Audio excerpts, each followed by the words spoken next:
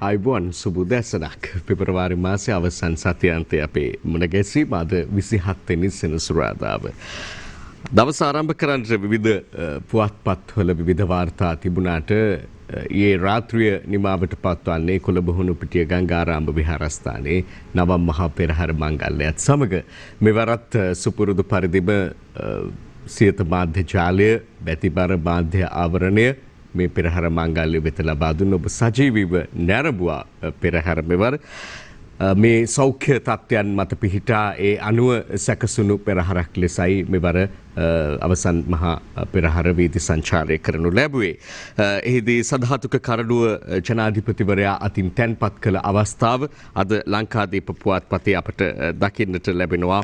මේ ආකාරයෙන් පළකොට තිබෙනවා ප්‍රධානම ඡායාරූපය සහ පුවතක් ලෙස බොහොම සාර්ථකව පෙරහර කටයුතු අවසන් කරන්නට ඊයේ රාත්‍රියේ හැකියාව ලැබෙනවා. අද දිවයින පුවත්පතේ ප්‍රධාන ඡායාරූපයේ බවට පත් වෙන්නේ ගංගාරාම නවම් මහා පෙරහර. අපි ඉන් අනතුරුව ප්‍රධාන සිරස්තල වෙත අවධානය යොමු කරන්නට ඕනේ. මේ අවධානය යොමු කිරීමේදී දිනමින පුවත්පතින් ආරම්භ කරන්නට හිතුවා. දිනමිනේ සඳහන් වෙනවා එක්සත් ජාතීන්ගේ මානව හිමිකම් සංවාදයේදී ශ්‍රී ලංකාවට පක්ෂව රටවල් 21ක් 15ක් කෙරෙහි වෙයි ඉන්දියාව ජපානය මැද පිළිවෙතක සහාය දුන් රටවල් අතරට රුසියාව චීනය පාකිස්තානය ඉරානය සහ වියට්නාමය අනතුරුව අනෙකුත් රටවල් මාලදිවයින වැනි රටවල් පවා ශ්‍රී ලංකාවට සහයෝගය පළකොට තිබෙනවා. යනුව රටවල් 21ක නියෝජිතයින් ශ්‍රී ලංකාවට පක්ෂපාතීව අදහස් දක්වද්දී ඉන්දියාව සහ ජපානය මධ්‍යස්ථ පිළිවෙතක් අනුගමනය කළ බව කියවෙනවා. බොහෝ විට නැගෙනහිර වරාය සම්බන්ධ කාරණාව එහෙම මේට හේතුපාදක වන්නට ඇති බව තමයි බොහෝ දෙනාගේ විශ්වාසය බවට පත් වෙලා තිබෙන්නේ. ඒ අතරේ මිෂෙල් බැෂ්ලීගේ වාර්තාවේ පක්ෂග්‍රාහී වීම පිළිබඳ කනගාටු වෙනවා කියලා මානව හිමිකම් කවුන්සිලයේදී චීනය කියයි කියලත් අද දිනමින පුවත්පත වාර්තාවක් ගෙනෙනවා අපිට දකින්නට පුළුවන්. මෙහා සම්බන්ධ කරන්නට ඕනේ තවත් පුවත් සිරස්තල කිහිපයක් අපට තිබෙනවා. දිවයින පුවත්පතේ අද වාර්තාවක් පළ වෙනවා ලංකාවට හොස්ස පොවන මිෂෙල් බැෂ්ලේට චීන වෙට්ටුවක් කියලා. මේ මානව හිමිකම් වෙනුවෙන් මුවාවෙන් රටක අභ්‍යන්තර කටයුතු වලට මැදිහත් වීමෙන් වළකින්න කියලා තමයි ස්විට්සර්ලන්තයේ චීන තානාපතිවරයා ඊ ආරම්භ වෙච්ච ශ්‍රී ලංකාව සම්බන්ධ විවාදයේදී මානව හිමිකම් කොමසාරිස් මිෂෙල් බැෂ්ලේට වාග් ප්‍රහාරයක් එල්ල කළ බව දිවයින අද වාර්තා කරන්නේ. එක්සත් ජාතීන්ගේ මානව හිමිකම් කවුන්සිලයේ 46 වන සැසිවාරයයි මෙලෙස ජිනීවා නුවරදී පැවැත්වෙන්නේ. ඒ අනුව අද පුවත් වාර්තා අතරේ අපට හෙට දිනේට අදාළ මව්බිම ඉරිදා සංග්‍රහය දකින්න පුළුවන් ප්‍රධාන සිරස්තලයේ ලෙස ලංකාවට එරෙහි ජිනීවා ඡන්දය ඉක්මන් වෙයි. රටවල් 21ක් අපේ සහායට ලංකාව වෙනුවෙන් චීනය බරාවිය උසවයි. පාකිස්තානයේ කඳවුරු බඳී. රටවල් 15ක් කෙරෙහි සටනක ඉන්දියාව නිහඬයි කියන එක මව්බිමත් වාර්තා කරනවා. එක් නායකයින්ගේ පින්තූර සහිතව ලංකාවට එරෙහි ජිනීවා ඡන්දය ඉක්මන් වෙයි කියන සිරස්තලයේ තමයි ඉරිදා මව්බිම ප්‍රධාන කාරණා විදිහට ගෙන එන්නේ. මේ පිළිබඳ වැඩි විස්තර අද දවසේ මේ සමුළුවේ සිදුවන දෑත් ඇතුළුව හෙට අපට ඉදිරිපත් කරන්නට පුළුවන්කම තිබේවි. ඒ අතරතුරදී අපි තවත් කාරණා කිහිපයක් වෙත අවධානය දෙන්නට ඕනේ. ඉන් දිවයින පුවත්පතට අපි අවධානය දෙනවා. දිවයිනේ සඳහන් වෙනවා කොවිඩ් දේහ බුහුමදාන මාර්ගෝපදේශ ලබන සතියේ තාක්ෂණික කමිටුව අදත් රැස් වේ. පෙරේදා රාත්‍රියේ අතිවිශේෂ ගැසට් නිවේදනයක් නිකුත් කරනු ලැබුවා කොවිඩ් මෘතදේහ බුහුමදානයට අවසර ලබා දෙමින්. ඒ ගැසට් නිවේදනය අනුව එහි යම් යම් කොන්දේසි මාලාවන්ට යටත්ව තමයි මේ භූමදානය කිරීම සඳහා අවශ්‍ය පහසුකම් සැපේනවා කියලා කියන්නේ. ඒ සම්බන්ධ පත් කරනු ලබන බලධාරියාගේ නිසි බලධරයින්ගේ නිර්දේශ මාර්ගෝපදේශ මත පදනම තමයි කටයුතු කරන්නට ඕනේ. අනුමැති අනුදැනුම මත කොවිඩ් දේහ බුහුමදාන මාර්ගෝපදේශ ලබන සතියේ ඉදිරිපත් වෙනවා කියලත් ඒ අතරේ මේ දිවයින වාර්තාව කියද්දී මේ භූමදානයට අවසර දී ගැසට් නිවේදනයේ නිකුත් වූ සැනින්ම පාකිස්තාන අග්‍රාමාත්‍යවරයා නොබෝදා ශ්‍රී ලංකාවට පැමිණ ගිය ඉම්රාන් ඛාන් මහතා ඊට ප්‍රසාදය පළ කරමින් ට්විටර් පණිවිඩයක් නිකුත් කොට තිබෙන ආකාරයත් අපට දකින්නට ලැබුණා. මේ පිළිබඳව අපි ඉතිහාසය සොයා බැලීමේදී හිටපු සෞඛ්‍ය සේවා අධ්‍යක්ෂ ජෙනරාල් විශේෂඥ වෛද්‍ය අනිල් ජාසිංහ මහතා මූලිකවම මුල්ම අවස්ථාවේදී මේ පිළිබඳව කියා සිටියේ මේ දේහ ආදාහනය කිරීම සඳහා පමණක් තීරණය කර ඇති බව බුහුමදානය සඳහා කිසිසේත් නොයන බව ඉන් අනතුරුව කාලයත් එක්ක යම් මේ පිළිබඳව ගැටලුකාරී තත්ත්වයන් තර්ක විතර්ක ඉදිරිපත් වීම ඉල්ලීම් යෝජනා ප්‍රතික්ෂේප වීම මේ සියල්ල සිදු වෙලා අවසාන වශයෙන් මෑතකදීම පාර්ලිමේන්තුවේදී විපක්ෂ මන්ත්‍රීවරු විශේෂයෙන් එස්.එම්.ආරික්කා වැනි මන්ත්‍රීවරු බුහුමදානයට අවසර දෙනවාද කියලා විමසන අවස්ථාවක අග්‍රාමාත්‍යවරයා ඕ බුහුමදානයට අවසර දෙනවා කියලා කියනවා. කාලවකවානුවක් මේ පිළිබඳව සඳහන් නොකර කෙටි පිළිතුරක් අග්‍රාමාත්‍යවරයා විසින් පාර්ලිමේන්තුව තුළ ලබා දෙනින් අනතුරුව දැඩි කතාබහකට මේ කාරණාව ලක් වෙනවා. තාක්ෂණික කමිටුව එවැන්නක් අනුමත කර නැති වෙලාවක අග්‍රාමාත්‍යවරයාගේ ප්‍රකාශය පිළිබඳව ඇතැම් අමාත්‍යවරු ඒ වගේම සෞඛ්‍ය බලධාරීන් පවා ඒ පිළිබඳ යම් නිහඬ පිළිවෙතක් අනුගමනය කරමින් සිටි අවස්ථාවක තමයි මේ විදිහට බුහුමදානය සඳහා අවසර ලබා දෙමින් අතිවිශේෂ ගැසට් නිවේදනයක් පෙරේදා නිකුත් වන්නේ. වෙනම භූමියක මේ සඳහා නම් කරනු ලබන භූමියක තමයි මේ දේහ බුහුමදානය සඳහා අවසර හිමිවන බව කියන්නේ. කෙසේවෙතත් සුදර්ශනී ප්‍රනාන්දුපුලේ වැනි අමාත්‍යවරුන් අමාත්‍යතුමිය පහුගිය දිනක ප්‍රකාශ කළා මේ දැනට සොයාගෙන තිබෙන කරුණු කාරණා මත බැලීමේදී ජලයට වෛරසය මුසු වෙනවා කියන එක පිළිබඳව සහ ජලයෙන් පැතිර යාමේ හැකියාවක් පවතිනවා කියන එක විශේෂයෙන්ම ඒ පිළිබඳව තක්සේරුවක් තවමත් නැහැ කියන එක තමයි කියවුනේ.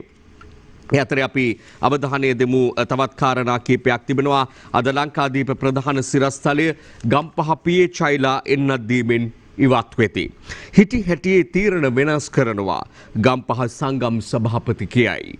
කොවිඩ් මර්ධන එන්නත් ලබා දීමේ වැඩසටහනින් අද සිට తాවකාලිකව ඉවත් වීමට ගම්පහ දිස්ත්‍රික් මහජන සෞඛ්‍ය පරීක්ෂකවරු තීරණය කරලා තියෙනවා කියලායි කියන්නේ. කොවිඩ් එන්නත වයස අවුරුදු 60ට වැඩි සියලු දෙනාටම ලබා දිය යුතු බවත් ඒ සඳහා සැලසුම් සකස් කරන ලෙසත් සෞඛ්‍ය බලධාරීන්ගෙන් ඔවුන් දැඩි ලෙස ඉල්ලා සිටින බවකුත් මේ පුවත් වාර්තාවේ අපට දකින්නට පුළුවන්කම තිබෙනවා. කොහොමුණත් මේ කොවිඩ් එන්නත ලබා දීම පිළිබඳව යම් යම් ගැටලුකාරී තත්ත්වයන් පිළිබඳව වාර්තා වෙන පළමු අවස්ථාව මෙයත් නෙවෙයි. ඇතැම් ප්‍රදේශවල එන්නත් ලබා දීමේදී යම් තදබද ඒ වගේම ප්‍රමුඛත්වයේ ලැබිය යුතු අයට ප්‍රමුඛත්වයේ ලැබෙනවාද කියන ගැටලුව මේ ආදිය පිළිබඳව සාකච්ඡා කරනවා අපට දකින්නට පුළුවන්කම තිබෙනවා. ඒ අතරේ සෞඛ්‍ය සේවා අධ්‍යක්ෂ ජෙනරාල්වරයාගේ විශේෂ චක්‍රලේඛයක් පිළිබඳ ප්‍රවෘත්ති වාර්තාවක් අපට දකින්නට පුළුවන්. වයස 30ට වැඩි සැමටම එන්නත කියලා තමයි එහි සඳහන් වෙන්නේ. ඊට පහලින් තියෙනවා එන්නත ගත්තත් සෞඛ්‍ය නීති පිළිපැදීම අනිවාර්යයි. වසංගත බෝවන රෝග පිළිබඳ විශේෂඥ වෛද්‍ය සුදත් සමරවීර මහතා කරනු ලබන ප්‍රකාශයක් එලෙස අපට දකින්නට ලැබෙනවා. එක ළඟ පළ වී ඇති ආකාරය මේ පිළිබඳව ලංකාදී ගෙන වාර්තා දෙකක් තමයි අපිට මෙලෙස කියවන්නට ලැබෙන්නේ. මේ සමගම අපි ඊළඟට අවධානය යොමු කරන කාරණාව බවට පත් වෙන්නේ ලංකාදීප පුවත්පතේම තියෙන මෙන්න මේ කාරණාව වෙත මෛත්‍රීට එරෙහිව නඩු දැමීම ව්‍යවස්ථාවෙන් හිමි බලය බාල්දු කිරීමක්. පාස්කු කොමිෂන් වාර්තාව ගැන ශ්‍රී ලංකා නිදහස් පක්ෂයේ නිවේදනයක්. ශ්‍රී ලංකා නිදහස් පක්ෂය මෙලෙස නිවේදනය කරනවා වගේම ශ්‍රී ලංකා නිදහස් පක්ෂය යම් කිසි ආකාරයක තීන්දුවකට එළඹෙනවා මේ ඉදිරිපත් කරන ලද පාස්කු කොමිසමේ නිර්දේශ වාර්තාව ප්‍රතික්ෂේප කිරීම සඳහා එය පිළි නොගැනීමට පක්ෂයක් විදිහට ශ්‍රී ලංකා නිදහස් පක්ෂය තීරණයකට එළඹි බව මහලේකම්වරයා ප්‍රකාශ කරනවා. ඒ වගේම සමග ජන බලවේගයේ නිවේදනයක් නිකුත් කරනවා. ඔවුනුත් විශේෂයෙන් නායකතුමා සජිත් ප්‍රේමදාස මැතිතුමා ප්‍රකාශ කරනවා මාධ්‍යවේදීන්ට තමනුත් මේ වාර්තාව ප්‍රතික්ෂේප කරනවා. මෙහිදී කාරණා කීපයක් මේ පාර්ශව පෙන්වා දෙනවා පමණක් නෙවෙයි රාජ්‍යයේ ඇතැම් මැති ඇමතිවරු පවා මේ වාර්තාව පිළිබඳව ප්‍රසාදයෙන් නෙවෙයි කතා කරන්නේ මේ පිළිබඳව ප්‍රතික්ෂේප කිරීම තමයි වැඩිපුර දක්නට ලැබෙන්නේ. මේ සම්බන්ධයෙන් පත් කළ අමාත්‍ය අනුකමිටුව මාර්තු මාසයේ මැද වෙනකොට මේ පිළිබඳ තමන්ගේ වාර්තාව එළි දක්වනවා කියලත් ඒ අතරතුරදී කමිටුව වෙතින් අපට තොරතුරු දැනගන්නට ලැබෙද්දී දැන් මේ ගැන විරෝධය පාපු පාර්ශව මේ අමාත්‍ය අනුකමිටුවක් පිළිබඳ පත් කිරීම පිළිබඳ විරෝධය පෑ පාර්ශව ප්‍රකාශ කළේ උගත් බුද්ධිමත් නීතිය පිළිබඳව හොඳ අවබෝධයක් තිබෙන විශාරදීන් පත් කරලා ලබා ගන්න නිර්දේශ වාර්තාවකට මේ සමහර තැන්වල විවේචනය වුණ අධ්‍යාපන සුදුසුකම් පවා ඕ ලෙවලුත් අසමත් ඇතැම් ඇමතිවරු පත් කිරීම සුදුසුද කියන කාරණාව මතු වුණා. අගරාධිකරු හිමිපාණන් වහන්සේ පවා ඒ කාරණාව මතු කරනවා අපට ආසන්නට දකින්නට ලැබුණා. කෙසේ වෙතත් අර පිළිගැනීමකට ලක් වෙලා තිබෙන උගත් බුද්ධිමත් ව්‍යත් කියලා කියපු විනිසුරු මඩුල්ල ලබා දීපු නිර්දේශ පිළිබඳව දැන් තිබෙන්නේ සමස්ත සමාජය පුරාම වැඩි හරියක් විවේචන එල්ලවීම් තත්ත්වයන් තමයි අපට දක්නට ලැබෙන්නේ. තත්ත්ව වෙනස් සතකට හැරිලා වගේ පෙනෙන්නට තිබෙනවා. කෙසේ වෙතත් මේ පිළිබඳව යම් යම් කරුණු කාරණා ගණනාවක් අපට මේ පුවත් වාර්තා තුල දකින්නට පුළුවන්. දිවයින පුවත්පතේ දැක්වෙනවා පාස්කු වාර්තාව ගැන නීතිපති වැඩ අගමැති කියයි කියලා අද පළ වෙලා තිබෙනවා. සජිත්ලා තවත් වෙලුම් ඇතනම් ඉල්ලයි කියලත් සඳහන් වෙනවා. මේ පළමු වෙලුම විදිහට තමයි මේ ඉදිරිපත් කළ වාර්තාව නම් කොට තිබෙන්නේ. ඒ නිසා තවත් වෙලුම් තිබෙනවා නම් ඒවා ඉදිරිපත් කරන්න මොනවද තිබෙන වෙලුම් කීයක් තිබෙනවද කියන කාරණාවත් විපක්ෂ නායකතුමා විමසා සිටිනවා. අපි ඊළඟට බලමු දිනමින පුවත්පතේ මේ පිළිබඳව යම් කාරණා සඳහන් වෙනවාද කියන එක. අද දිවයිනට අදාළව මුල් පිටු වාර්තා නම් අපිට මුණ ගැසෙන්නේ නැහැ. ලංකාදීපේ සඳහන් වෙලා තිබුණේ මෛත්‍රීට එරෙහිව නඩු දැමීම ව්‍යවස්ථාවෙන් හිමි බලය බාල්දු කිරීමක් විදිහට. ඒ අතරේ අපිට දකින්නට ලැබෙනවා විශේෂයෙන් කනිදාස් පක්ෂයේ මහලේකම්වරයා ප්‍රශ්න කරනවා එවක මේ පිළිබඳව සාක්ෂි ලබා ගැනීමේදී එම නැත්නම් මේ පිළිබඳව ඉදිරිපත් වුණු යම් යම් ප්‍රකාශ තුල නාමල් කුමාර නැමැත්තා ඉදිරිපත් කළ යම් කාරණාවක් තිබුණා. සහරාන් හෂීම්ලාට උමනා කර තිබූ බවක් එවක ජනාධිපති මෛත්‍රීපාල සිරිසේන ඒ වගේම ජනාධිපති අපේක්ෂකයා විදිහට කතාබහට ලක් වෙලා හිටපු ගෝඨාභය රාජපක්ෂ ආදීන් ඝාතනය කිරීම සඳහා ඔවුන් යම් උත්සාහයක නිරත වෙනවම නැත්නම් ඔවුන්ට යම් උවමනාවක් තිබූ බවට. එතකොට ශ්‍රී ලංකා නිදහස් පක්ෂයේ මහලේකම්වරයා මතු කරන ප්‍රශ්නය තමයි කාටද එහෙමනම් උවමනාව තිබෙන්නේ? මෛත්‍රීපාල සිරිසේන මැතිතුමා ගෝඨාභය රාජපක්ෂ මැතිතුමා ඝාතනය කරලා අවසන් කරන්නට කාටද උවමනාව තිබුණේ? මොන පාර්ශවයටද කියන එක පිළිබඳව වහා සොයා යා යුතුයි කියලායි ඔව් කියන්නේ. ඒ වගේම ඔවුන් මතු කරන තවත් ප්‍රධාන කාරණාවක් තිබෙනවා. යහපාලන රජය ලෙස ක්‍රියාත්මක වූ කාලය තුල මේ කාරණාව පිළිබඳව එක්සත් ජාතික පක්ෂයේ නායක රනිල් වික්‍රමසිංහ එව නැත්නම් අග්‍රාමාත්‍ය රනිල් වික්‍රමසිංහ මහතාගේ වගකීම පිළිබඳව අනුගමනය කර තිබෙන ලිහිල් ප්‍රතිපත්තීන් දෙකකට ජනාධිපතිවරයා සහ අගමැතිවරයා පිළිබඳව කටයුතු කොට ඇති බවකට තමයි චෝදනා නැගෙන්නේ. කෙසේ වෙතත් අවසාන වශයෙන් ගත්තාම බොහෝ දෙනා විමසන කාරණාව මෙවැනි වාර්තාවකින් සහරාන් හෂීම්ලාට ඉහළින් සිටියේ කවුද? කාගේ මෙහෙයවීමකට අනුවද කාගේ උවමනාවකට අනුවද මේවා සිදු වුණේ? ඊළඟට සාරා ජෙස්මින් වැන්නන් ඉන්දියාව තුල සිටිනවාද නැත්නම් වෙන රටකද? ඔවුන් කොහෙද ඉන්නේ? ඔවුන් පිළිබඳව කිසිවක් මේ වාර්තාවේ සඳහන් නැහැ. වීඩියෝ තාක්ෂණය ඔස්සේ ලබාගත්තු සාක්ෂිවල අදාළ එළිදරව් වුණු කාරණා මෙතන අඩංගු නැහැ. මේ ආදී වශයෙන් මේ නිර්දේශ පිළිබඳව චෝදනා රැසක් නැගෙන ආකාරයත් අපට දකින්නට ලැබෙන අතරේ නිමල් අංශවැනි ඇමතිවරු පෙන්වා දෙනවා. මේ කොමිසම පත් කළේ මෛත්‍රීපාල සිරිසේන ජනාධිපතිවරයා සමයේදීමයි. ඒ නිසා කොමිසමේ කටයුතු පිළිබඳ තමන්ට මේ රජයට වගකීමක් නැති බව තමයි එම අමාත්‍යවරයා මතු කරන කාරණාව. අපි මේ අතරේ තවත් කාරණා කිහිපයකට අවධානය දෙන්නට ඕනේ. එයින් ප්‍රධාන සිරස්තලයක් විදිහට අප දකිනවාද දිවයින පුවත්පතගෙන තිබෙන වාර්තාව මෛත්‍රී ගුණරත්නගේ පුතාට පහර දුන්නයි පොලිසියේ 4කගේ වැඩතහනම් රාජකාරියට බාධා කළා පොලිසිය කියයි. පොලිසිය වලිගෙ පාගාගෙන පුතාට පහර දීලා ජනාධිපති නීතිඥ හිටපු ආණ්ඩුකාර මෛත්‍රී ගුණරත්න එහෙම ප්‍රකාශ කරනවා කියලා දිවයින වාර්තා කරනවා. කෙසේ වෙතත් මොකටද මෛත්‍රී ගුණරත්න මැතිතුමාගේ පුතා පොලිසිය යන්නේ කියන කාරණාව පිළිබඳව බැලීමේදී පෑලියගොඩ පොලිසියට ඔහු යන්නේ යම්කිසි වංචා දූෂණ සිද්ධීන් කිහිපයක් හමුවේ අත්අඩංගුවට ගත්තු පිරිසක් හිටියා. විදේශීය 6 දෙනෙක් ඒ වගේම ශ්‍රී ලාංකික කාන්තාවකුත් එතන ඉඳලා තියෙනවා. මේ ශ්‍රී ලාංකික කාන්තාව බලන්න තමයි ඔහු ගියා කියලා කියන්නේ.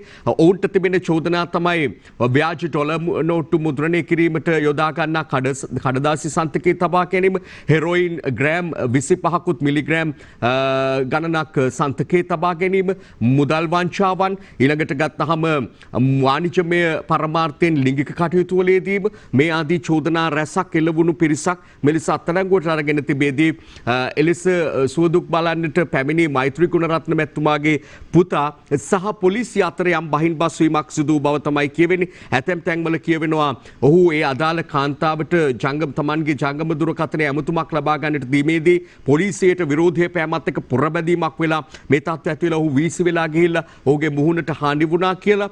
ඒ වගේම ඔවුන්ගේ පාර්ශවයෙන් මෛත්‍රී ගුණරත්න මැතිතුමාම කියන්නේ පුතාට දැඩි ලෙස පහර දීමක් සිදු කළා තියෙනවා පොලිසිය විසින් හිතාමතාම හේතු නැතුව කියලා. ඒ අනුව 4 දෙනෙකුගේ මේ වන විට වැඩතහනමකට ලක් කරලා තිබෙනවා. කණ්ඩායම් දෙකක් මේ පිළිබඳ විමර්ශන සඳහා පත්කොට ඇති බවත් කියවෙනවා. මෙතන සාධාරණය අසාධාරණය කොතනද කියන එක පිළිබඳව වහස් සොයා බලා වාර්තා කිරීම අතිශය වැදගත් වෙන කාරණාවක්. මෛත්‍රී ගුණරත්න හිටපු ආණ්ඩුකාරවරයාගේ පුත්‍රයා වන නිසා මේ කාරණාව බොහොම ලොකුවට මේ පිළිබඳව සෑහෙන විස්තර ඇතිව වාර්තාකරණයේ මෙහෙම යෙදුනාට ඕනෑතරම් පොලිසිවල ඇතැම් තරුණයින්ට පහර දීම් පිළිබඳ සිද්ධි සමහර වෙලාවට බොහොම කල් ගිහිල්ලා සමහරලාට එහෙම යටපත් වෙලා ගිය අවස්ථාත් නැතුවා නොවේ සහ සාධාරණීල පොලිසි වට කරගෙන ජනතාව කෑගැසුවත් සාධාරණයේ ඉටු නොවූ අවස්ථා පිළිබඳවත් නැතුවා නොවේ කියන එකත් අපි විශේෂයෙන් අවධාරණය කරන්නට ඕනේ. ඊළඟට අපි පොලිසිය ගැන කතා කරපු වෙලාවේ පොලිස් සේවයේ හිටපු සුවිශේෂ නිලධරයෙකුගේ සමුගැන්ම සටහන් වුණා ඊයේ දවසේදී. ඒ තමයි හිටපු ජ්‍යෙෂ්ඨ නියෝජ්‍ය පොලිස්පති අනුර සේනානායක මහතාගේ අභාව ප්‍රාප්ත වීම. මේ පිළිබඳව අද ලංකාදීප පුවත් වාර්තාවක පළ වෙනවා මේ ආකාරයෙන් අනුර සේනානායක කලුරිය කරයි කියලා. ඔහු වසර 43කට ආසන්න කාලයක් ශ්‍රී ලංකා පොලිසියේ සේවයේ නිරත වෙනවා. පහළම තැන ඉඳලා ඉහළම තැනකට ඔහුට එන්න හැකියාව ලැබුණා. තනතුරු ගණනාවක් ඔහු පොලිස් සේවයේ හොබවා තිබෙනවා. පොලිස් ගණනාවක ස්ථානාධිපතිවරයා විදිහටත් ඔහු කාලයක්ම සේවය කරලා තිබෙනවා. විවිධාකාරයේ දේශපාලන හැලහැප්පීම් වලටත් ලක් වුණ පුද්ගලෙක් විදිහට පහුගිය කාලේ එතුමා අපට හඳුන්වන්නට පුළුවන් කාලයක් තිස්සේ රෝගාතුරව ඉඳලා තමයි නිවසේදීම ඔහු අවසන් ගමන් ගිය බව දැනගන්නට ලැබෙන්නේ. හෙට එතුමන්ගේ අවසන් කටයුතු බොරැල්ල කනත්තේදී සිදු කරන්නට නියමිතයි. අනුර සේනානායක කියලා කියන්නේ පොලිස් සේවයේ හිටපු ජ්‍යෙෂ්ඨ විශේෂ නිලධාරියෙක් පමණක් නොවේ. ඔහු කලාකරුවෙක්, ඔහු ගායන ශිල්පියෙක්. සඳ කිදුරු කිදුරියන් ගැවසෙන වෙරළ දිහාවේ මාගේ කිරිලි සොයා යන්නෙම ආදී ගීත ඔහුගේ හඬින් ගැයුණු ගීත ඔහු කලාවට බොහොම පෙම්බැදි නිලදරුවෙක් කියලත් හඳුන්වන්නට පුළුවන්. ඊළඟට ඒ වගේම විශේෂයෙන් සඳහන් කරන්න ඕනේ බස්නාහිර පළාත භාර ජ්‍යෙෂ්ඨ නියෝජ්‍ය පොලිස්පතිවරයාව කටයුතු කරන සමයේදී ඔහු සේවා දිගු අවස්ථා 3කදී ලබා ගන්නට සමත්කම් දක්වනවා. සෑම අවස්ථාවකදී වගේම මාධ්‍ය එක්ක බොහොම ලෙන්ගතුව කටයුතු කළ කුළුපගව කටයුතු කළ නිලදරුවෙක් කියන එකත් අපි විශේෂයෙන් මේ වෙලාවේ ගෞරවයෙන් යුතුව කෘතවේදීත්වයෙන් යුතුව ඔහු පිළිබඳව සිහිපත් කරන්නේ. ඊළඟට අපි තවත් කාරණා කිහිප කට අවධානය යොමු කරන්නට බලාපොරොත්තු වෙනවා. මෙවර රාජ්‍ය වෙසක් උත්සවය නාගදීපේදී පැවැත්වීම කෙරෙහි රාජ්‍ය අවධානය යොමු වෙලා තිබෙනවා. ඒ ගැන දිවයින අද වාර්තාවක් ගෙනෙනවා.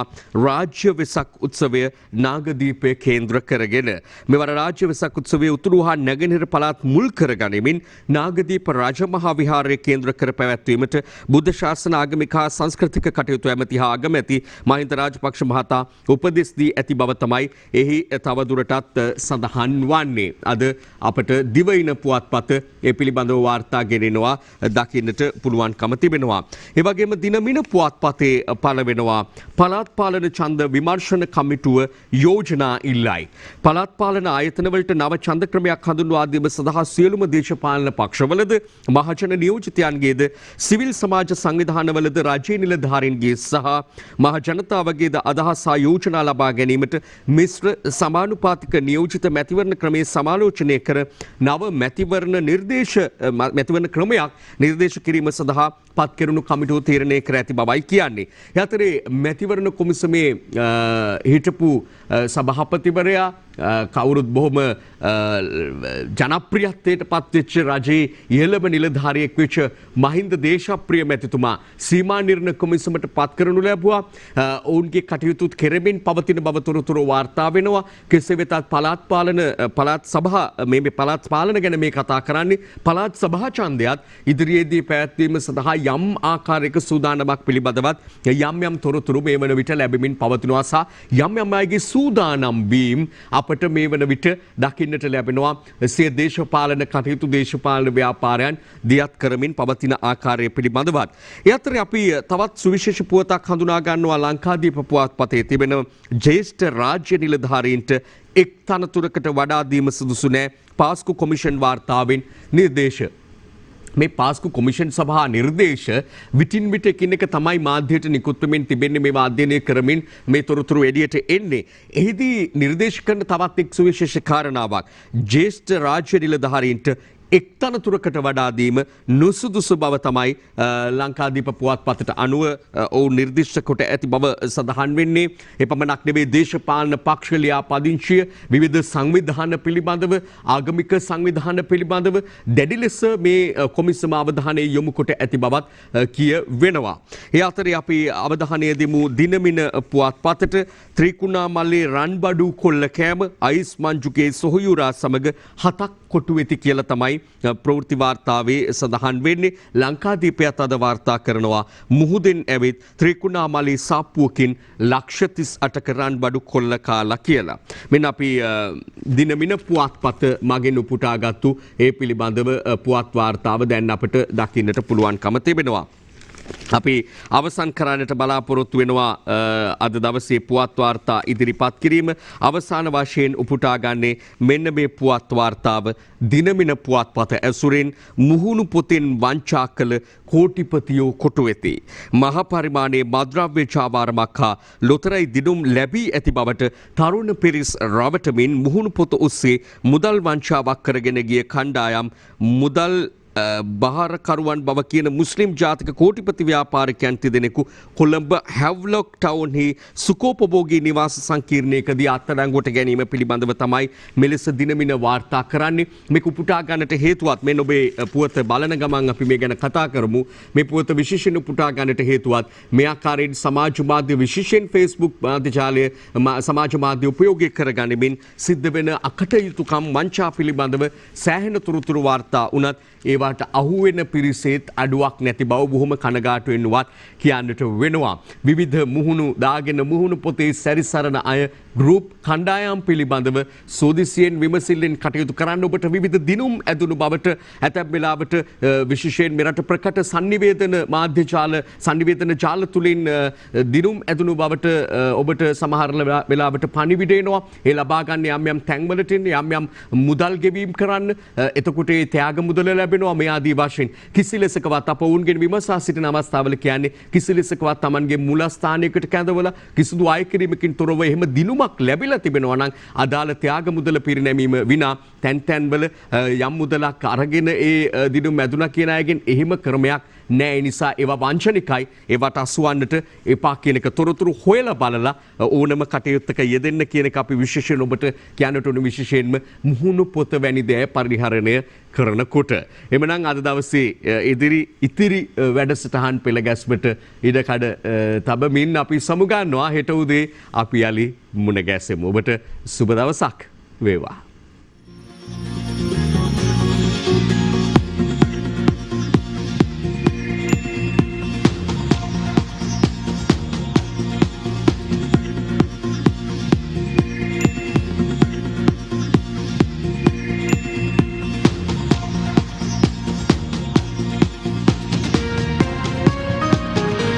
දිනපතා අලුත් වීඩියෝ සහ ප්‍රවෘත්ති නැරඹීමට ඉහත බටන් එක ක්ලික් කර සියත TV සබ්ස්ක්‍රයිබ් කරන්න.